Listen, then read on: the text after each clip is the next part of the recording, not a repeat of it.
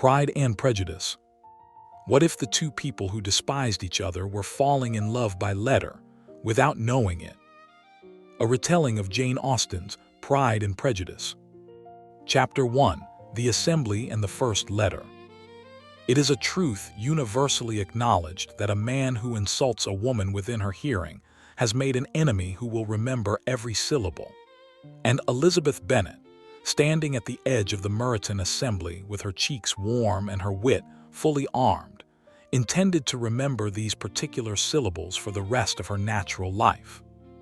"She is tolerable, I suppose," Mr. Darcy had said when his friend Mr. Bingley pressed him to dance with her, "but not handsome enough to tempt me. I am in no humor to give consequence to young ladies who are slighted by other men." He had not troubled to lower his voice.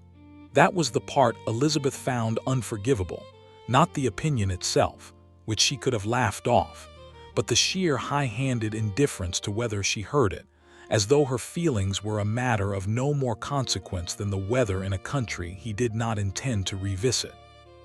She had lifted her chin and told the story to her friends with such spirit that they laughed until they wept, and if the laughter was a shade too bright, if it covered something that had, for one unguarded instant, actually stung, well, that was no one's business but her own.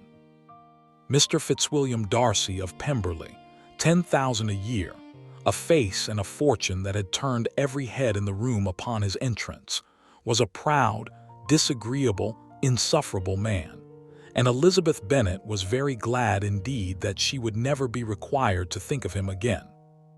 She was wrong about that, of course, but not in any way she could have imagined. The letter came 3 days later, and it came by accident. There was, in the neighborhood, a small tradition of which Elizabeth had always been fond, a literary diversion got up years ago by the vicar's late wife and kept alive since by the ladies of several parishes. Anonymous papers were submitted to a common folder kept at the circulating library in Meryton. Essays, verses, small arguments upon books and questions of the day, each signed not with a name but with a device or a single letter. The pleasure of the thing lay precisely in its concealment. A shy girl might set down an opinion she would never dare speak. A clever one might be as sharp as she liked without the penalty a sharp tongue drew upon a lady in company. Replies were written and returned to the folder, and so conversations grew up between people who did not know one another's faces. And sometimes it was whispered between people who knew each other's faces all too well. Elizabeth had lately submitted a small, wicked essay on the subject of first impressions, arguing, with a great deal of feeling she had told herself was purely philosophical, that the world was far too ready to mistake reserve for depth and arrogance for superiority, and to be dazzled by a fine coat into forgiving the meanness of the man inside it.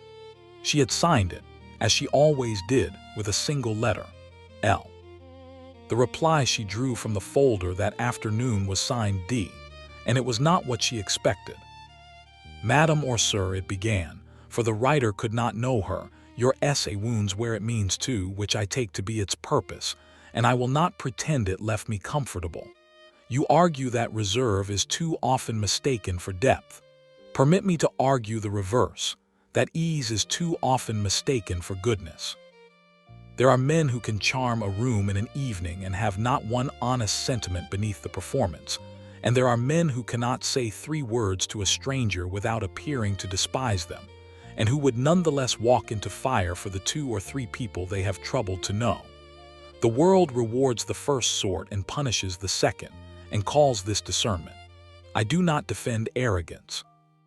I only ask whether you are as certain as you sound that you can tell it from a man who has simply never learned the trick of being liked."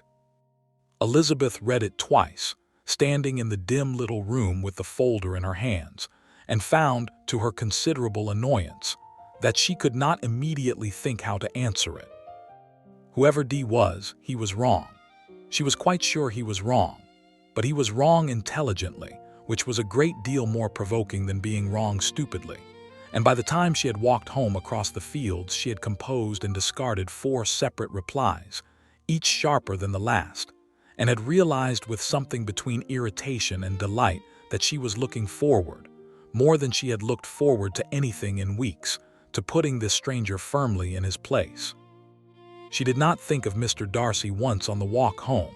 She was far too busy. Chapter 2. Two Conversations. What Elizabeth did not know, what she could not have known, for the whole charm of the folder lay in not knowing, was that the letter signed D had been written at 11 o'clock the previous night by a man who had come home from an assembly in a black temper with himself, and who had found, in that anonymous folder, the only place in the entire county where he could say precisely what he meant. Darcy had read the essay on first impressions and felt it land like a slap, because it described him, and because it was unjust, and because underneath the injustice was a splinter of something true. He had behaved badly at the assembly. He knew it before he was halfway home. He always knew it afterward. That was his particular curse, to see his own coldness with perfect clarity the moment it was too late to undo. In a ballroom he became a man he did not like, stiff, guarded, contemptuous in his silence, because he did not know how to be anything else among strangers, and too proud to let them see that he did not know. And then some sharp-eyed woman would catch the contempt and none of the terror beneath it, and write an essay, and sign it L, and be entirely, maddeningly right about the surface of him while missing everything underneath. So he had answered her, not knowing she was the very woman he had insulted, not knowing anything but that a stranger had wounded him accurately, and that for once he had a means of answering that did not require him to stand in a room and watch a clever face decide against him before he had spoken. And so it began, the strangest correspondence in the county, conducted entirely in the dark. By day, Elizabeth Bennet and Mr. Darcy could not be in the same room without the air turning to frost. He watched her now at every gathering. She had grown convinced it was to find fresh fault, and she supplied him with as much wit at his expense as the occasion allowed, and took a fierce pleasure in his silence, which she read as sullen displeasure, and which was, in fact, a man rendered speechless by the discovery that the liveliest mind he had ever encountered was housed in the person of a woman who despised him. When he did address her, it came out wrong, too stiff, too measured, and she parried it brilliantly, and each of them left every encounter more certain than before that the other was exactly what they had first supposed. But by night, on paper, signed with 2 single letters, they were becoming something neither of them had words for. L wrote to D of books she had never admitted to loving aloud, of the particular loneliness of being the clever one in a family that prized only beauty and good humor, of her fear, set down once late, and half regretted the moment she sealed it, that her quickness was a kind of armor she no longer knew how to take off. D wrote to L of the impossible distance between what he felt and what he could bring himself to say, of a sister he loved and had failed to protect, of the exhaustion of being valued everywhere for a fortune and a name and nowhere for himself, and of his growing suspicion, which he offered to her almost shyly, that the two of them, whoever they were, understood each other better in ink than most people managed in a lifetime of speech. I find, he wrote once, that I am more myself in these letters than I am anywhere in my life. I do not know what to make of a man who is only honest when he cannot be seen. Perhaps, she wrote back, we are all of us 2 people, the one the world sees and the one who writes at midnight. I only wonder which is the real one, and whether, if we ever met, we should recognize each other at all or walk straight past. She sealed it and sent it and did not know she had already met him, and insulted him and been insulted, and sworn never to think of him again. Darcy read that last line a dozen times, whether, if we ever met, we should recognize each other at all. And a small, cold, honest voice, the same voice that told him the truth about himself always too late, observed that he had no notion whatsoever who L was, that she might be any woman in 3 parishes, that she might be plain or married or 60 years old, and that it did not seem to matter in the slightest, because he had already done the one thing his pride had spent his whole life guarding against. He had fallen in love with a person he had never seen, on the strength of nothing but her mind, and he, who prized discernment above every other quality, who had built his entire character upon the conviction that he could read the worth of anyone at a glance, had not the first idea that the woman he was falling in love with in the dark was the very same woman he had declared, in the light, not handsome enough to tempt him. The two conversations ran on, side by side, day and night, frost and fire, and somewhere in the space between them, the whole truth of both these proud and blinded people waited, patient as a sealed letter, for the moment it would finally be opened. Chapter 3: Wickham, and the letter that could not sign its name. The officer arrived in Meryton in the way that a fine day arrives after a fortnight of rain, suddenly, warmly, and to the universal delight of everyone in possession of an unmarried daughter. Mr. Wickham had a face that seemed to have been designed for the express purpose of being believed. It was open where Darcy's was closed, easy where Darcy's was stiff, and it turned upon Elizabeth, at their very first meeting, an attention so flattering and so unforced that she felt, after weeks of the frost that radiated from a certain gentleman of Pemberley, rather as though she had come indoors out of the cold. He was amusing. He was deferential without being servile. He listened to her with the particular quality of listening that makes a clever woman feel, for once, that her cleverness is a gift rather than a defect. And Elizabeth, who prided herself above all things on her judgment of character, decided within the hour that Mr. Wickham was precisely as good as he appeared. It did not take him long to speak of Darcy. It never does with men of his kind. The injury is always brought forward early, as a jeweler brings out his finest piece, and displayed with just enough reluctance to make the audience feel they have coaxed it from him. "You are acquainted with Mr. Darcy, I collect," he said, when the name had come up, as it seemed always to come up wherever Elizabeth went. "As much as I ever wished to be," said Elizabeth. "He is not a favorite of mine. Have you known him long?" Something crossed Wickham's face, a shadow expertly managed. "All my life. My father was steward to the late Mr. Darcy, the best man who ever breathed, and I was his godson, brought up almost as a brother to the present Mr. Darcy.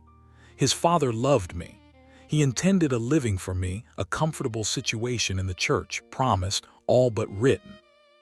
And when the old gentleman died," here Wickham paused and looked away, and let the pause do its work, "his son saw fit to ignore his father's wishes entirely. The living was given elsewhere.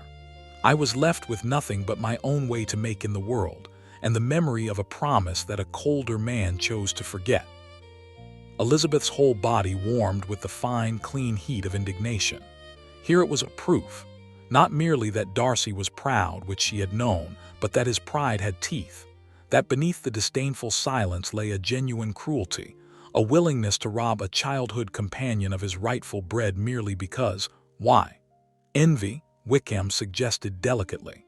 Jealousy of a father's affection too freely given to another.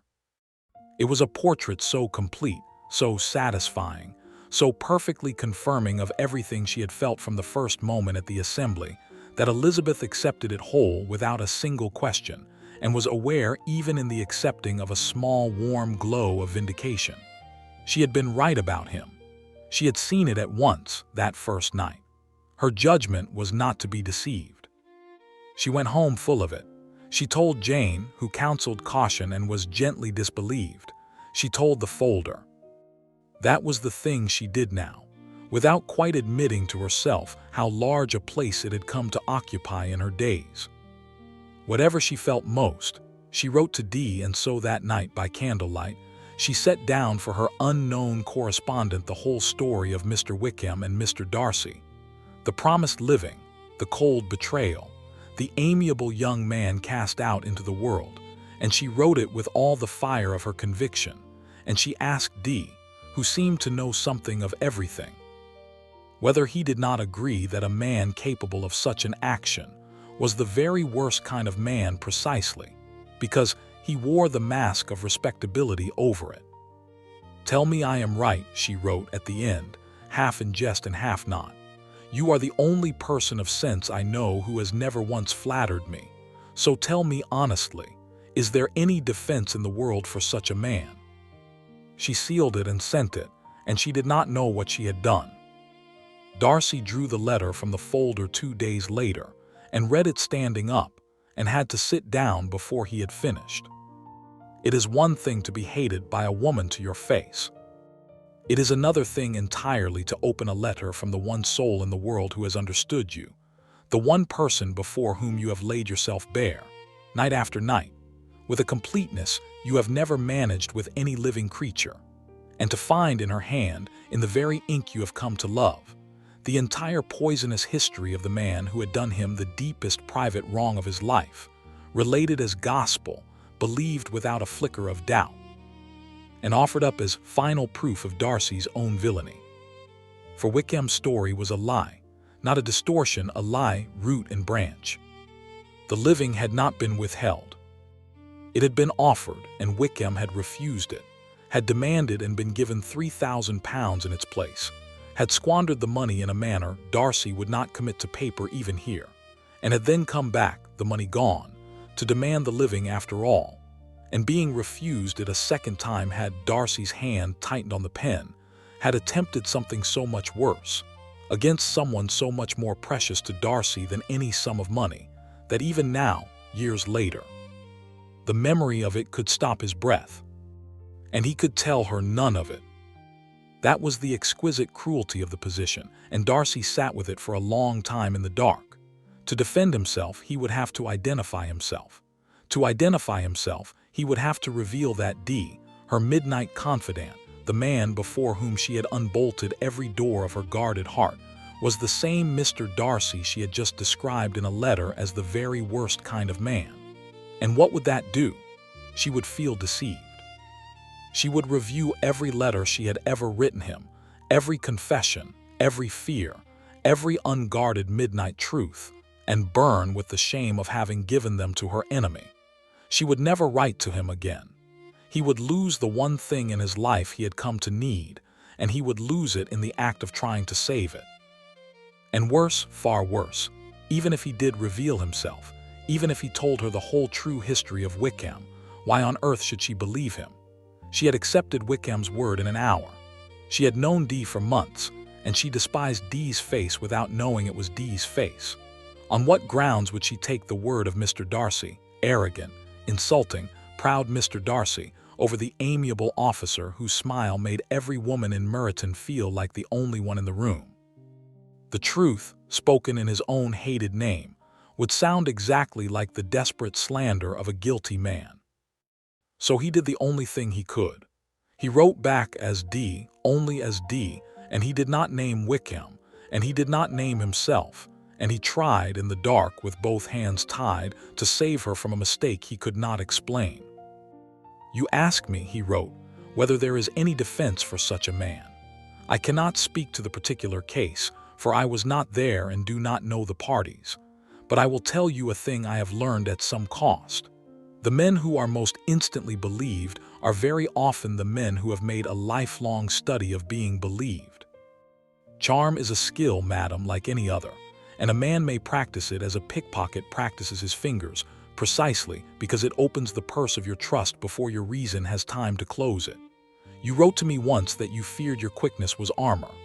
I honor you for knowing it, but I would beg you to consider whether that same quick judgment, so unerring in company, might not this once, in this one case, have been the very thing a practiced man relied upon. The people hardest to deceive believe they cannot be deceived. It is their own certainty that is picked before ever a lie is told. I do not ask you to think ill of anyone. I ask only this: withhold your verdict. Hear the other side if ever it is offered you, though it come from a mouth you have already decided against. You are too fine a mind to be any man's easy mark, even the mark of your own conviction." He read it over. It was too little, he knew it was too little. It named nothing, proved nothing, and asked a woman in the first flush of a satisfying certainty to do the single hardest thing a proud and clever person can be asked to do, which is to doubt her own judgment. He very nearly did not send it, but he sent it because it was all he had, and because the alternative silence and the sure loss of her to a man he knew to be a scoundrel was unbearable. Elizabeth read the reply with a frown she could not quite smooth away. She had wanted Dee to agree with her. She realized, the particular pleasure of having her own indignation echoed back to her in that voice she had come to trust above all others, and instead he had, with the maddening gentleness that was so entirely his, declined. Worse than declined. He had turned the light around and pointed it not at Mr. Darcy but at her certainty, at the very quickness she was proudest of. The people hardest to deceive believe they cannot be deceived. She sat with the letter in her lap and felt two things war within her, and did not enjoy either of them.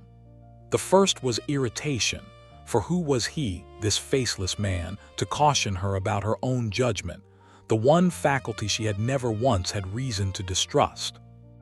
And the second, quieter and far more unwelcome, was the small cold suspicion that he might be right, or that at the very least she could not prove him wrong, since she had, in point of fact, believed Mr. Wickham's entire history on the strength of one afternoon and one very pleasant face. She folded the letter away. She did not answer it for 3 days, the longest silence she had ever let fall between them, and when at last she did not mention Wickham again.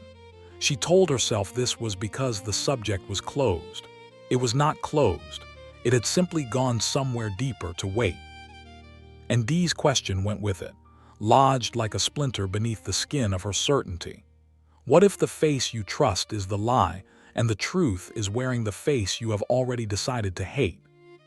Chapter 4. The Proposal, and the Two Men in One Coat. The spring took Elizabeth to Kent, to the parsonage of her friend Charlotte, who had married the ridiculous Mr. Collins with a clear-eyed practicality that Elizabeth admired and mourned in equal measure. And Kent, by an arrangement of fate that Elizabeth could only regard as a personal unkindness, contained the great house of Rosings, and Rosings contained the formidable Lady Catherine de Bourgh. And Lady Catherine, that spring, was visited by her nephew. Her nephew was Mr. Darcy. He was everywhere that fortnight. She could not walk in the park without meeting him. She could not sit in Charlotte's drawing room of an evening without his arriving, silent and stiff, to occupy a chair and stare at her in the manner she had long since catalogued as disapproval. He said little. When he did speak, it was awkward, abrupt, curiously effortful, as though each sentence cost him something she could not see the price of. She met his silences with wit and his stiffness with spirit, and she took, as she always did, a keen pleasure in being the sharpest thing in any room that contained Mr. Darcy, and she thought no more of it than that. For she did not know. That was the whole tragedy of that fortnight, laid out in plain sight and invisible to her. She did not know that the man who sat across from her in near silence, whom she was so brilliantly and coldly besting evening after evening, went home each night to write to her the letters she waited for like sunrise. She did not know that Dee's last letter, the one in which he had written, "I have lately been much in the company of the person I most wish to speak to, and can say nothing to her that is not wooden and wrong. I begin to think I am only articulate on paper, and it is a poor kind of man who can only love in ink," had been written not 50 yards from where she slept, about herself. She read that letter the very morning of the day it all came apart, and it moved her as his letters always moved her, and she thought, with a small private ache that she was careful not to examine too closely, "Whoever you are, I wish I could meet you. I wish the man across the drawing-room from me were anything at all like you, but such a man does not exist in my acquaintance. If he did, I should have known him at once." She was alone at the parsonage that afternoon, the others gone to Rosings, nursing a headache and her thoughts of Dee, when the bell rang and Mr. Darcy walked in. He was agitated. She had never seen him so. It was so unlike the marble composure she associated with him that she rose in alarm, thinking some accident must have occurred. He asked after her health in a hurried voice, sat, rose again, crossed the room, and then, turning to her with the look of a man throwing himself off a height, he began to speak, and what he said drove every other thought from her head. "In vain have I struggled. It will not do. My feelings will not be repressed. You must allow me to tell you how ardently I admire and love you." Elizabeth stared at him. For one wild, whirling instant the room seemed to tilt, and something in her, something she did not understand and would spend a long time afterward trying to, leapt, absurdly, toward the words, as if some part of her had been waiting a very long while to hear exactly them. And then the instant passed, and Mr. Darcy went on, and the leap turned to ash. For he did not stop at love. Being Darcy, being unable on his feet to say a single thing the way he meant it, he told her also of everything his love had been obliged to overcome.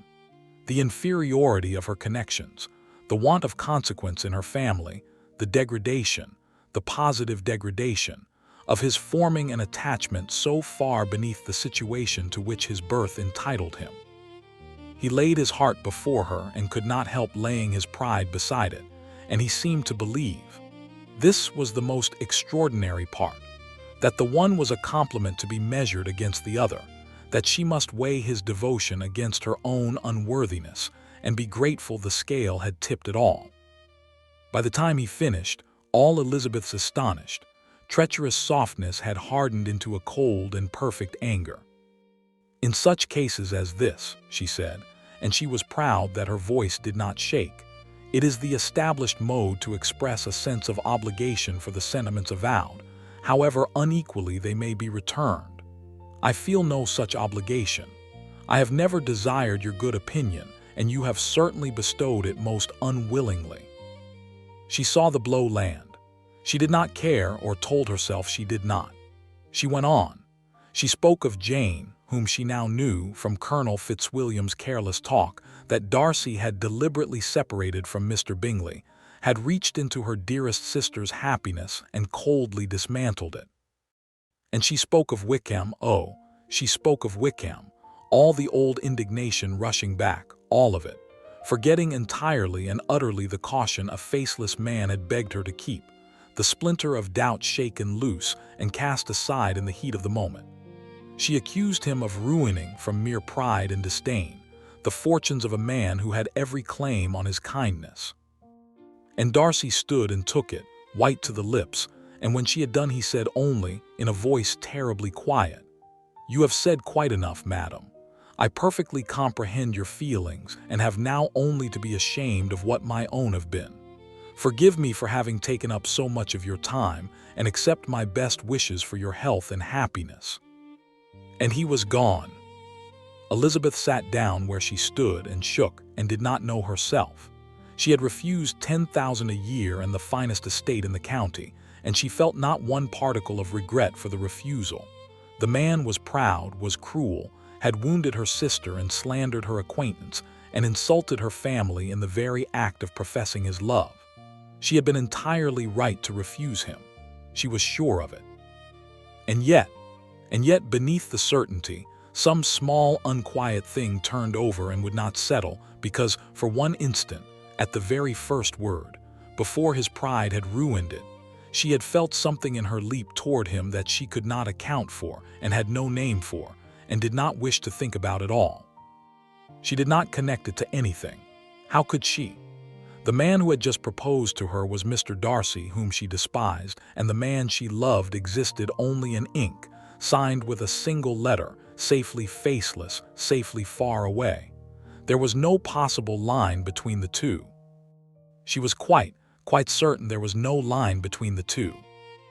That certainty had, at that moment, exactly one day left to live. Chapter 5. The Hand She Knew. The letter came the next morning, and it came not through the folder but by his own hand. Elizabeth was walking in the grove that skirted the park at Rosings. She had gone out early, precisely to avoid the house and the people in it, and above all the memory of the previous afternoon which sat in her chest like a swallowed stone when she saw him coming toward her along the path. Her whole body braced. But Darcy did not stop, did not speak. He only bowed gravely and held out a letter and said, in that same terribly controlled voice, "I have been walking some time in the hope of meeting you. Will you do me the honor of reading that letter?" And then he was gone again, striding away between the trees, before she could refuse or accept or say anything at all. She broke the seal because she could not help it. The letter was long 2 sheets, both sides closely written, and it was headed without salutation, "Be not alarmed, madam, on receiving this letter." And it went on to answer, point by point, cold and clear and complete, the 2 accusations she had flung at him the day before. She read the part concerning Jane first, and it troubled her, for it was honest in a way she had not braced for. He did not deny that he had separated Bingley from her sister, but he explained that he had believed, watching Jane, that her heart was not seriously touched, that her serenity, which Elizabeth knew to be Jane's lifelong shield, he had read as indifference, and that, believing it, he had acted to spare his friend an unequal attachment. It was wrong. He had been wrong.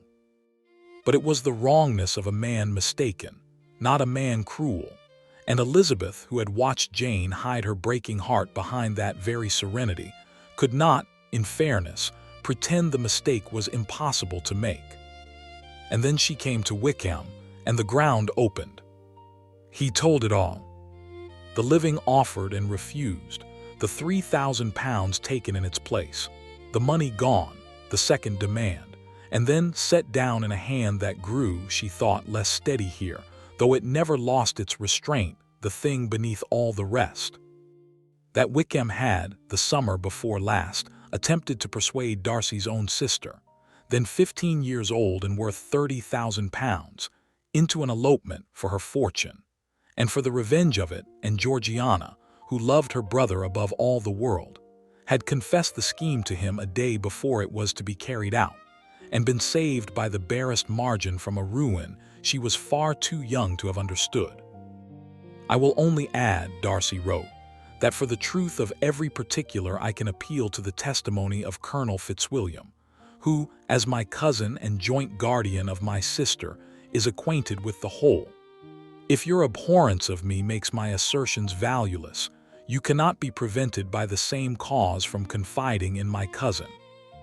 Elizabeth put the letter down in her lap and sat very still for a long time. Every word of the caution she had been given rose up before her now. The men who are most instantly believed have made a lifelong study of being believed. Charm is a skill like any other. The people hardest to deceive believe they cannot be deceived. She had read those words weeks ago and dismissed them and been faintly annoyed by them, and now she understood with a slow and dreadful clarity that they had been this. That someone had tried to warn her of precisely this, in precisely these terms, and she had shaken off the warning because it did not flatter her, and had gone on to believe a smiling scoundrel and revile an honest man to his face. She read Darcy's letter again, and then a third time, and it was on the third reading, when the shock had cleared enough for her to notice the manner of the thing and not merely the matter of it, that the ground, which had already opened once, opened again beneath her feet, this time without any sound at all. She knew this letter. Not the contents, the voice, the particular grave, exact, unshowy way the sentences were built, the habit of answering an accusation not with heat but with evidence, the turn of phrase, "if your abhorrence of me makes my assertions valueless," that trick of naming her feeling against him plainly and then reasoning straight through it without self-pity, without appeal. She had read 1,000 sentences built exactly so. She had waited for them. She had loved them. She looked at the hand. She had never seen Dee's hand joined to a face, for the folder was carried by another, but she had seen his letters, held them, traced them, and here on her lap was the same close, upright, deliberate script, the same Dee could have written, had written. The single letter at the essay's foot, D. Darcy. Elizabeth sat in the grove at Rosings while the whole architecture of her certainty came down around her without a single stone striking another, in perfect silence, the way a thing falls in a dream. The man she despised and the man she loved were one man. The stiff, cold, insufferable creature who had insulted her at the assembly and lectured her on her family's inferiority, and the tender, honest, self-aware soul who had written, "I am only articulate on paper, and it is a poor kind of man who can only love in ink." These were not two men. They had never been two men. They were the light side and the dark side of a single person, and she, who prided herself on nothing so much as her discernment, had spent months worshipping the one and reviling the other, and never once suspected they shared a heart. I have lately been much in the company of the person I most wished to speak to. She had read that not 2 mornings ago and pitied the faceless writer his tongue-tied love, never dreaming the person he could not speak to was herself, that he had written it from Rosings, about the drawing-room where she bested him nightly, that every wooden, effortful, abrupt sentence Mr. Darcy had ever failed to say to her had been said, perfectly, that same night in ink, to a woman he did not know was the same woman. And she had leapt yesterday at his first word, before his pride ruined it. Some part of her had known, had recognized, beneath the hated face, the beloved voice, and had reached for it before her reason could slam the door. Elizabeth pressed both hands to her face. "How despicably I have acted," she said aloud to the trees. "I who have prided myself on my discernment, I who have valued myself on my abilities. How humiliating is this discovery. Had I been in love, I could not have been more wretchedly blind." She lowered her hands. "But vanity, not love, has been my folly. I courted prepossession and ignorance and drove reason away. Till this moment I never knew myself." Till this moment. It was the exact phrase, she realized, that Dee had once used to her about himself in a letter she had thought the wisest thing she had ever read. Till this moment I never knew myself. She had admired the honesty of it in a stranger and never once turned it upon her own person. She turned it now, and it burned, and she understood at last, sitting alone among the trees with 2 truths in her lap and no one to tell, that the correspondence she had loved had not been with a stranger at all. It had been with the one man alive who understood her, and she had refused his hand, and reviled his name, and told him to his face that he was the last man in the world she could ever be prevailed upon to marry, not knowing she had loved him for months. Chapter 6. Everything rearranged and then undone. She did not sleep that night, nor much the next. The knowledge changed everything, and the trouble was that it changed everything backward. It did not merely alter the future. It reached into the entire past and rewrote every scene she thought she had understood. Every cold silence of Mr. Darcy's she had catalogued as contempt, she now saw might have been the paralysis of a man who could not, in a room, say what he poured out nightly onto paper.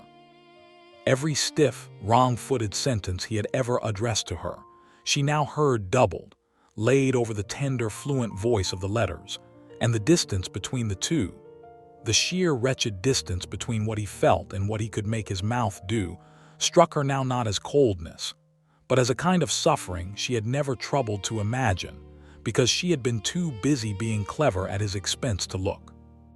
And here was the thing that shamed her most, the thing she made herself sit with. She had congratulated herself, all these months, on her freedom from prejudice, she who had written the very essay against first impressions that had started the whole correspondence, and she had been the most prejudiced creature alive.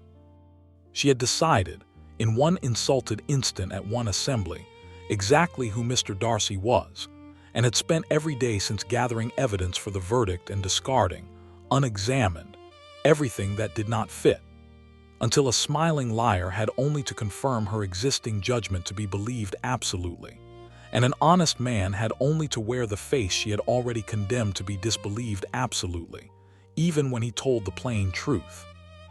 What if the face you trust is the lie, and the truth is wearing the face you have already decided to hate? He had written her that, as Dee, warning her of Wickham. He had had no idea he was also describing himself. She resolved, sitting up in the gray light of the second sleepless morning, that she would find him, that she would go to him and confess that she knew, and tell him what? That she had been wrong, that she had loved his letters, that the 2 men she had thought she knew were one man and she had been a fool about both of them. Her heart, which 2 days ago had refused him with such perfect coldness, now ran ahead of her down every corridor of the house looking for him, and she understood that the leap she had felt at his first word had not been a stray madness after all. It had been the truest thing in her. It had been recognition. But when she came down, Mr. Darcy had already gone. He had left Rosings that morning early for London. Charlotte reported it as county news, unaware she was delivering a sentence. And there was no letter and no message and no folder here in Kent to carry one. And Elizabeth was left with a whole confession and no one to make it to. And the sick understanding that the last words she had spoken to him, the last words he would carry away, were that he was the last man in the world she could ever marry. She went home to Longbourn with the knowledge locked in her chest, and there, as if the world, having humbled her pride, meant now to test what she had learned with it, the whole of her family's fortune came down at once. Lydia was gone. Her youngest sister, 16 and silly and vain, had been in Brighton with the regiment and had run away, eloped, the first letters said, though the word did the situation too much honor, and the man she had run away with was Mr. Wickham. There had been no marriage. There was no settlement, no plan, nothing but a foolish girl and a practiced scoundrel and a road to London, and every soul who heard of it understood at once what it meant. Lydia was ruined, and a ruined sister ruined all her sisters with her, and the good name of the entire Bennet family, on which alone the marriageable prospects of 5 portionless girls depended, was gone in a single reckless night. And Elizabeth, standing in the chaos of it, her mother in hysterics, her father gray and silent with a guilt he would not speak, Jane weeping, the neighbors already whispering, Elizabeth alone understood the full and bitter shape of the thing. For she alone knew what Wickham was. She alone had been warned in ink months ago by the one man who knew the whole truth of him and had thrown the warning away. If she had heeded it, if she had exposed Wickham when she first learned what he was, instead of clinging to her flattered certainty, Lydia might have been guarded against him. Her silence, her pride, her prejudice had helped to open the very door her sister had walked through. And there was a second knowledge, sharper still, that she permitted herself only once, alone, at night, before she put it away as too painful to hold. It was this, that the disaster which had just destroyed her family had also, finally and completely, destroyed any last impossible hope she had nursed of Mr. Darcy. For whatever he had felt for her, however ardently he had loved her, in ink and in that ruined proposal, no man of his position, with his pride, his name, a young sister of his own so nearly ruined by this very man, could possibly now connect himself to a family disgraced by Wickham of all people on earth. She had learned to love him one day too late to refuse him, and lost her family's honor one day too late to accept him, and the two truths met in her chest and left no room for anything but grief. She had wanted so badly to tell him she knew, to tell him she had loved the letters and now loved the man, and understood at last that they were the same. And now she never could. He was in London, and she was in ruin, and between them lay her sister's disgrace and his family's pride, and the last cold words she had ever spoken to his face.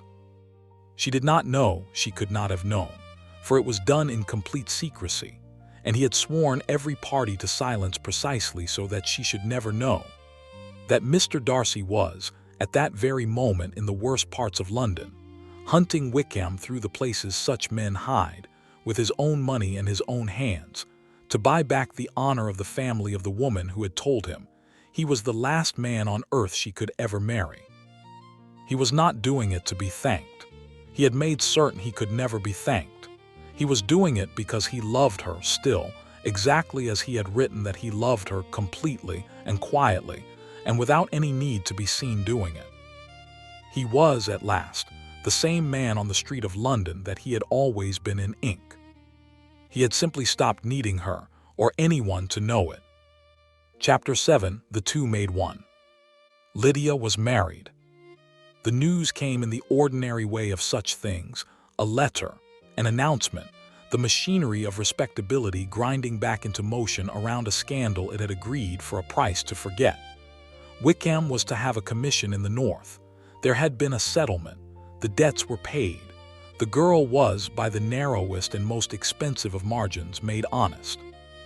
Mr. Bennet supposed his brother Gardiner had done it, and could not think how he should ever repay a sum so large, and Elizabeth, who wished with all her heart to believe her uncle the author of the family's rescue, found that she could not quite make herself believe it.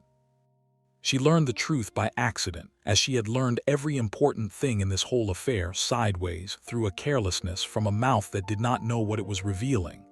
Lydia, home for a visit and as thoughtless as ever, let slip that Mr. Darcy had been at her wedding. "But I forgot," she added at once, clapping a hand to her mouth. "I was not to say a word of it. It was to be such a secret," and would say no more. Elizabeth wrote to her Aunt Gardiner that same hour, and her aunt, believing the secret already out, told her the whole of it. That it was Mr. Darcy who had found the runaways when no one else could. Mr. Darcy, who had gone into the foulest quarters of London and tracked Wickham to his hiding place. Mr. Darcy, who had reasoned and threatened, and finally simply paid the commission, the debts, the settlement, all of it, thousands of pounds out of his own pocket, to make a scoundrel marry a foolish girl, and so restore the honor of a family that had given him nothing but insult. And he had done it, her aunt wrote, upon the express and absolute condition that his part in it be concealed from every soul, and above all from a certain person, whom he seemed most anxious should never know what he had done or why. Elizabeth read the letter through twice and then sat with it pressed against her, and wept not from grief now, but from something for which she had no better word than shame turned inside out into love. He had done it for her, not to be thanked. He had made it impossible to be thanked. Not to win her, he could not have known, must have believed her still his enemy, still the woman who had named him the last man on earth. He had done it for no reason at all except the only real one, because he loved her, and because a thing you do purely for love and hide is the truest measure of the love there is. Every letter he had ever written her as Dee was in that act. He had told her months ago that he was only honest when he could not be seen. Well, here was the whole honesty of him, done in the dark, meant never to be seen at all. And she understood, finally, the last piece of it. She had spent the whole of this story asking which was the real Darcy, the cold man of the drawing-room or the warm man of the letters, as though she must choose, as though one were the mask and one the face. She saw now that the question had been wrong from the start. They were the same man, entire. The stiffness and the tenderness, the pride and the humility, the man who could not say 3 words to a stranger, and the man who would empty his fortune in silence to save the sister of a woman who despised him. All one person, all the time, and she had loved half of him in ink while reviling the other half in the flesh, never once seeing that she could not have the letters without the man who was clumsy enough to need them. He came back to Hertfordshire in the autumn, with Bingley, who came for Jane, and this time the two happy people made no more mistakes. Bingley proposed within the fortnight, and Jane's long-guarded serenity broke at last into a joy that lit the whole house. But Elizabeth watched Darcy across those weeks with her heart in her throat, for he was, as he had always been in company, grave, reserved, saying little, and to her almost nothing at all, and she could not tell, could not for the life of her tell, whether the man who had written her those letters still lived behind that quiet face, or whether her refusal and her family's disgrace had finally taught him to stop reaching for a woman who had thrown every reaching back into the fire. It was she in the end who broke it. She, who had been so proud, so certain, so quick she made herself, walking beside him one gray afternoon on a road where they had somehow been left alone together, do the single hardest thing she had ever done, which was to speak first and plainly and without the armor of wit. "Mr. Darcy," she said, "I can no longer help thanking you. I have learned what you did for my sister, for all of us. I know it was meant to be a secret, and I know I was not to know it, and I have broken faith with your kindness by finding it out. But I cannot be silent. My family owes you everything, and her voice failed, and she made it go on. I owe you an apology so large I do not know where to begin it. Not only for that, for all of it. For every unjust thing I ever thought of you, and said to you, and believed of you, on no evidence but my own certainty." He stopped walking. He looked at her, and for a long moment the grave face did not change, and Elizabeth's heart failed within her. And then he said, "Lo, You are too generous to trifle with me. If your feelings are still what they were last April, tell me so at once. My affections and wishes are unchanged, but one word from you will silence me on this subject forever. One word from you will silence me. And in the exact turn of that sentence, the plainness of it, the way it laid his whole heart open and asked for nothing but honesty in return, the way it named her power over him without a trace of pride, she heard it. Not Mr. Darcy of Pemberley, 10,000 a year, marble in a drawing room. She heard the voice from the folder, the midnight voice. The one that had written one word from you would mean more to me than the good opinion of every stranger I shall ever meet. It was the same voice. It had always been the same voice. She had simply, at last, learned to hear it coming from a face. They are not what they were, she said, and saw the light go out of him and hurried on before her own fear could stop her. They are so wholly, so entirely changed that and here the wit that had defended her whole life deserted her completely and left her with nothing but the truth, which was all she had ever really needed. I wrote to you. For months. I signed it with a letter and I never knew it was you, and I told you things I have never told a living soul, and I loved you long before I ever knew your name. I loved the man in the letters, and I could not see he was standing in front of me the whole time because I had decided who you were before I ever let you speak. Till this moment, I never knew myself. But I know now. I know it was you. I know it was always you. There is no recording what Darcy said to that, for some conversations are not made of sentences, and this one at last was not. It is enough to say that the two men Elizabeth had thought she loved and hated became, on a grey road in Hertfordshire, one man, and the two women Darcy had known, the sharp stranger of the folder and the sharper enemy of the assembly, became one woman. And the whole long correspondence, which had run in secret beneath the surface of their acquaintance like an underground stream, at last came up into the light and became simply their life, spoken now, face to face, in the daylight, with nothing hidden and no letter needed. They were married that winter, in the same country church where 100 small lives ran their ordinary course, and if the neighbourhood marvelled that the proud Mr. Darcy had chosen a portionless girl who had once so openly despised him, the neighbourhood did not know, and was never told, that he had not chosen her face at all.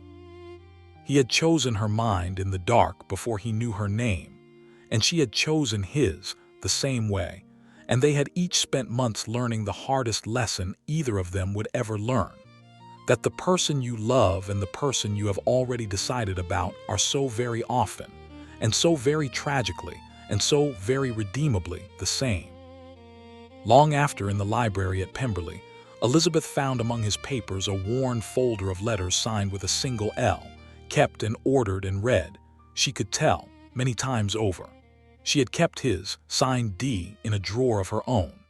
Neither of them had ever been able to throw them away, not even after there was no more need for letters, not even after every word in them could simply be said aloud across a breakfast table.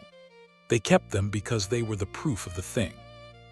The proof that two people had once known each other truly in the dark, with no name and no face and no fortune and no pride to get in the way, and had found, when at last the light came up, that the stranger they had loved and the enemy they had known were one and the same, and had loved that whole and single person at last entire.